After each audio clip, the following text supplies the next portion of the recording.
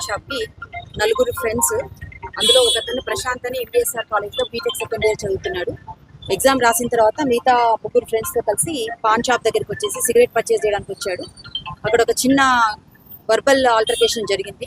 So అందులో భాగంగా ఒకతను స్టాబ్ చేశాడు, చాకు తీసేసి స్టాబ్ చేసేసి ఇక్కడ నుంచి ఇమీడియట్గా పారిపోయారని చెప్పేసి మాకు ఇన్ఫర్మేషన్ వచ్చింది. సో ఇమీడియట్గా మేము ఇక్కడికి వచ్చేసి క్లూస్ టీమ్స్ అన్ని ఫామ్ చేసి ఐటీ సెల్ టెక్నాలజీ అంతా చూసి వెరిఫై చేసి ఇప్పుడు ఎవరు ఏంటి అనేది ఐడెంటిఫై చేసి దాని ప్రకారంగా టీమ్స్ అన్ని డిప్లాయ్ చేసేసి ఎవరైతే ఇక్కడ నుంచి ఈ హత్య చేసి పారిపోయారో వాళ్ళని ట్రేస్ చేసే విధంగా మా టీమ్స్ అన్ని డిప్లాయ్ చేయడం జరిగింది. Motive not it establish because చనిపోయాడు తను. ఇంకా మనకి ఎవరైతే చేశారో వాళ్ళు ఇంకా పట్టుబడలేదు కాబట్టి మనకి ఇంకా ఫర్దర్గా ఇన్వెస్టిగేషన్ ఇందాకే జరిగింది. జస్ట్ 2 hours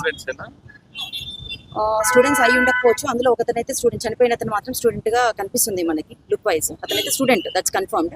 బట్ ఎవరైతే మిగతా వాళ్ళు వచ్చారో వాళ్ళు స్టూడెంట్స్ అయితే కాదన్నట్టుగా తెలుస్తుంది. చనిపోయిన వ్యక్తి MBSR college Prashanth, deceased. So is native of Khammam.